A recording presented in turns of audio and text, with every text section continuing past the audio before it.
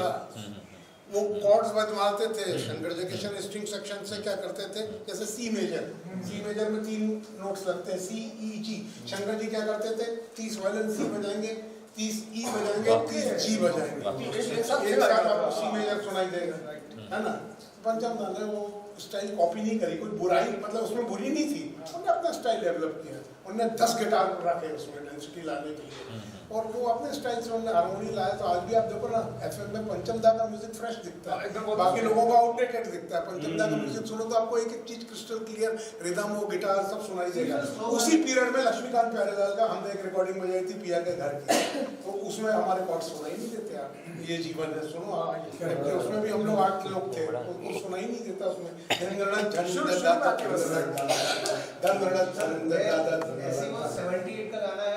जितने भी बड़े प्रोडक्शन थे, 18,000 जो हमारा सर्किट है नॉर्थ इंडियन फिल्म्स का, वो यूपी बीमारू कहलाता है, बिहार, एमपी, राजस्थान, यूपी बीमारू। उस सर्किट में जो जाता है फिल्म, उसमें ढोलक वाले गाने चलते हैं, मार दिए गाने चलते हैं, तो वो वही गाने चलते थे। आज आलू वाले, प्याज वाले, आटो वाले से आप हारमोनी वाले गाने सुनोगे तो समझ में नहीं आते, वो गा भी नहीं सकता उसको, वो कान उसके ट्रेंड नहीं है। तो पंचम दा का एक क्लास अलग था, पर वो क्लास को अंदर तो ले आए वो तीसरी मंजिल से, जो बाहर खड़ा रहता था ट्राफिक से, कहता था हिंदी म्यूजिक कोई म्यूजिक है, और उसको ले आया अंदर। ये उनका कंट्रीब्यूशन। पर उसके बाद भी ये ओम प्रकाश टाइप के लोग या बहुत बड़े प्रोडक्शन वो एलपी को जाते थे, तो शंकर जयकिशन पैटर्न था जिसमें मेलोडी सर्वोपरि थी। तो लोगों को मेलोडी और रिदम समझ में आता है। मैं तेरे इश्क में मरना चाहूँ, कहीं सोना ले जा रहे, चांदी ले जा रहे, तो सिंपल सिंपल है, उसमें कोई ऑर्केस्ट्रेशन नहीं, मेलोडी और रिदम ढोलक की, बीच में। पर इनका तो अलग स्टाइल था। तो पंचम दा का जो क्राउड है वो अलग है, सबका अलग अलग टेस्ट है। पंचम दा और किशोर दा तो जो है सही है ना, जब गाना चलता है तो बैकग्राउंड में वायलिन पता नहीं कहाँ घूमती रहती है, ऑब्लिगेटो कहते हैं। तो ऑब्लिगेटो के लिए आपको पहले थ्योरी पढ़नी पड़ेगी कि इसके जैसे पांडे जी का रिलेशन द्विवेदी जी से, द्विवेदी का उपाध्याय से, उपाध्याय का द्विवेदी से, या श्रीवास्तव की शादी सक्सेना में होगी, तो जैसे आपने जी माइनर लिया, जी माइनर के रिलेटिव कॉर्ड्स हैं वो ऑब्लिगेटो बनेंगे। उसके ऑब्लिगेटो हम लोगों ने सीखा है, कोर्स किया लिख के देता है म्यूजिशियन सबको। अरेंजर, म्यूजिशियन को तो आता ही नहीं, म्यूजिक डायरेक्टर ये अरेंजर का काम है। इंटीरियर म्यूजिक डायरेक्टर ने आर्किटेक्ट है, मेन बिल्डिंग बना दी है, पेंटिंग कहाँ जाएगी, डोर कहाँ जाएगा, विंडो, ये सब अरेंजर का काम है। तो वो जैसे आप गाना ये माइनर स्केल पे है, तो ये माइनर के बाद जी आएगा ही आएगा, जी आएगा, सी आएगा, 7th लगेगा, तो ए माइनर में आपका E7 लगेगा। तो वो एक रिलेशन का है, जैसे महाराष्ट्र की शादी महाराष्ट्र में, तो वो और सर्कल के पर पंचम दा ने वो तोड़ा है कई जगह। और मतलब उन्होंने वो एस.डी. बर्मन से लेके आए थे। एस.डी. बर्मन का ये मानना था कि मेरा यदि गाना है तो मेल और फीमेल तो 2 टोन पे होना चाहिए गाना। ये जो लोग कहते हैं पंचम दा ने तुमने मुझे 2 टोन पे बनाया, तो उसके पहले एस.डी. बर्मन वो एस्टेब्लिश कर चुके थे 2 टोन पे गाना। तो आप जैसे नीचे पंचम दा ने हर हाईवे बताया जो पगडंडी की सचिंता बनाया, वो उनने भी वही मेजर माइनर करना शुरू किया, जैसे वो जी मेजर की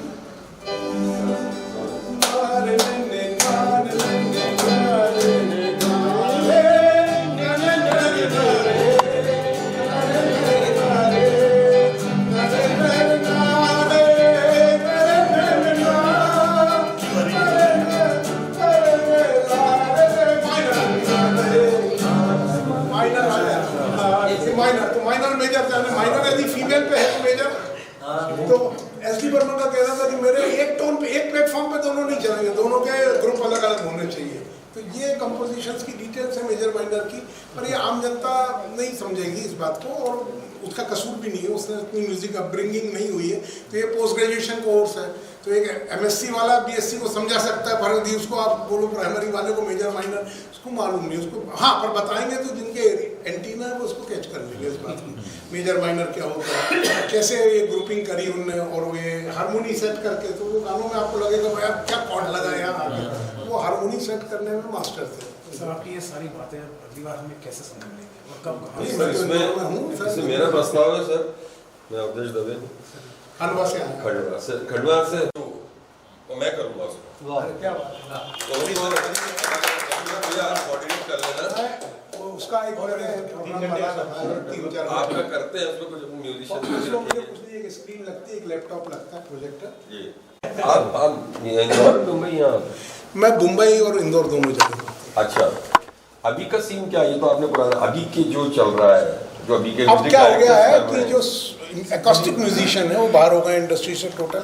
अब एआई पे काम हो रहा है तो स्टूडियो खत्म हो गए, 10 बाय 10 का टॉयलेट स्टूडियो, अपने कमरे में ही सब हो रहा है मशीन पे। अब अरेंजर कोई नहीं है, जो आदमी गाना बना रहा है वो पहले तो उससे पूछता है कि मेरे को एक हैप्पी ट्यून चाहिए, तो हैप्पी ट्यून का सैंपल बताता है, 2/4 में चाहिए, 2/4 यानी कहरवा तक है ना, दिन के दिन तो 2/4 में बता दिया, या वॉल्ट्स में 3/4 में बता दिया, जिन चेक पर उसमें कहता 4 ट्यून की 1 ट्यून बना दो तो वो भी पॉसिबल है। फिर उसमें कहेगा 3 गिटार डाल दो, 40 वायलिन डाल दो जाता, और वो पीडीएफ फॉर्मेट में भेज देता सिंगर को कि यहाँ आने की जरूरत नहीं, तुम वहीं से गा के भेज दो। अरिजीत सिंह जी वहाँ उन्होंने डाल दिया, सुना है गाँव में, और रहमान साहब भी वहाँ चेन्नई से करते हैं, तो वो इसलिए टिक नहीं रहा, ये सब नए जमाने के पॉपुलर, इसीलिए उसका मतलब शेल्फ लाइफ नहीं है गानों की।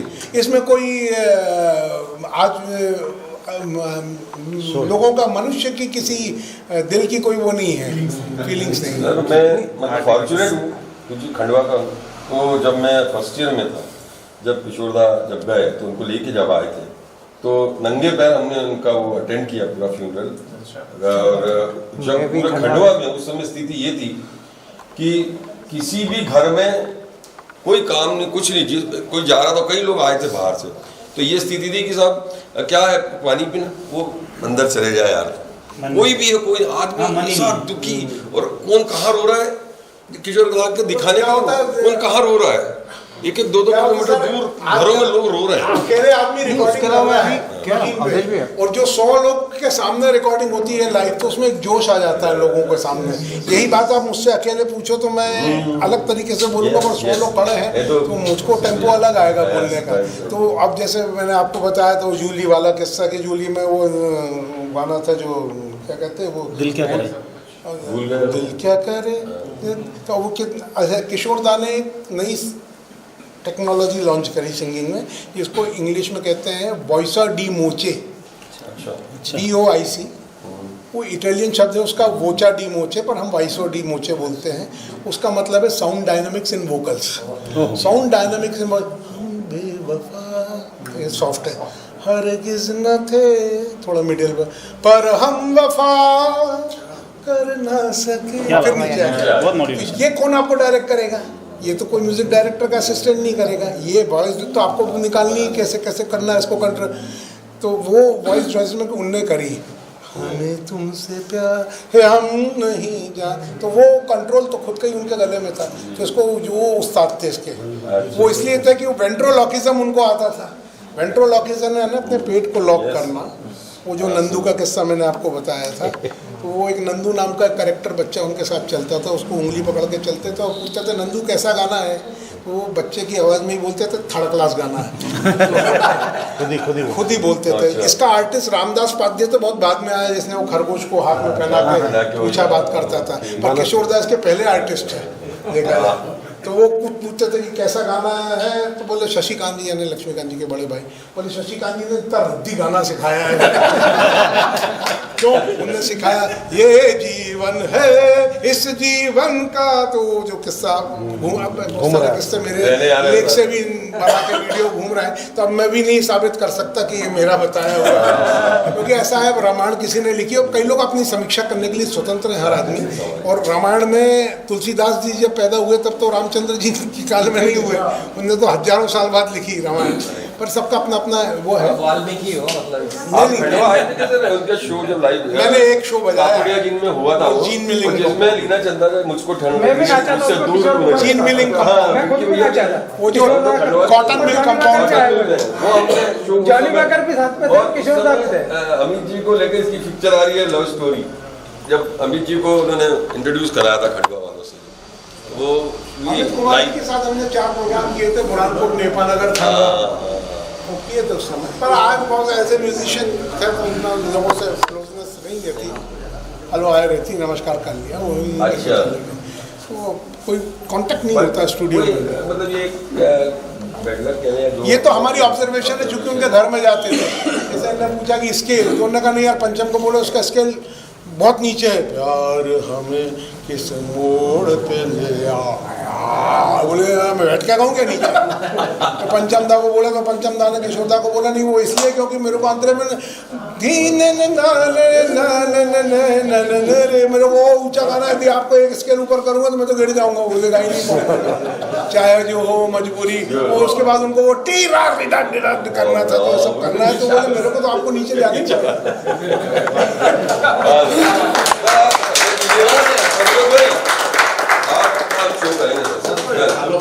हमने म्यूजिक उनके सहभागी बने रहते हैं। हम कई लोग देखते कि यार किशोर कुमार इतने नीचे क्यों गाया, और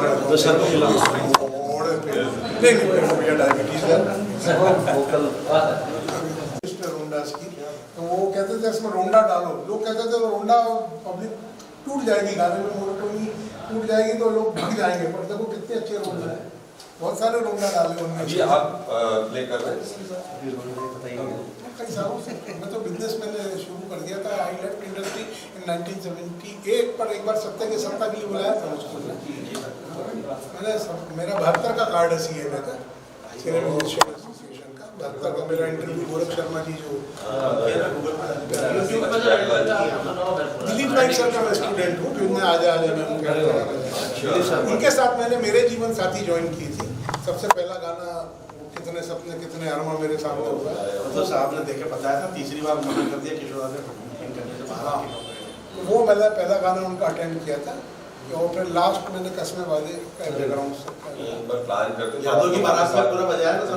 मेरे को इस साल का अवार्ड मिला है पंचमदा का, अच्छा बैकग्राउंड म्यूजिक में शोले और हम किसी इंदौर करेंगे और खंडवा करेंगे, वो है, पर मैंने लाइन चेंज पंचमदा के कहने से ही की। उन्होंने मुझको समझाया कि भैया तुम एजुकेशन नहीं छोड़ना, तो उनकी कृपा से मैंने BE कर लिया था, नहीं तो मैं भी आज कहीं होटल में बैठा रहा।